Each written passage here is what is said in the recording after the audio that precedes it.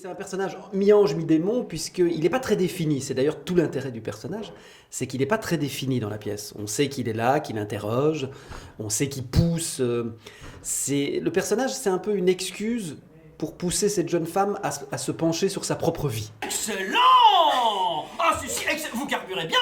Allez, j'inscris 0 et on attaque. Votre vie du début. Il n'est un peu que le reflet de ce qu'elle pense avoir en face d'elle. Si elle ouvre la porte vers la séduction, il va se laisser séduire. Si elle ouvre la porte vers l'autoflagellation, il va devenir agressif. Donc c'est un personnage très amusant à travailler puisqu'il est absolument indéfini. Qui peut dire comment fonctionnent les anges? Vous commencez à être en confiance?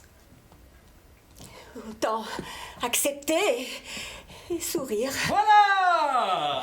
Vous avez compris la manière de me prendre, si je puis dire. Je me suis demandé comment on pouvait être quelqu'un d'insaisissable, quelqu'un sans passé et sans futur, puisqu'il est dans l'instant présent.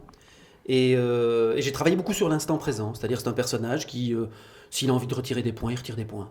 Moins 30, ça fait 62. Non, 62, mais c'est impossible. C'est marqué. Mais qu'est-ce que j'ai dit de mal? Rien, c'était bon. Le récit impeccable, le style bon.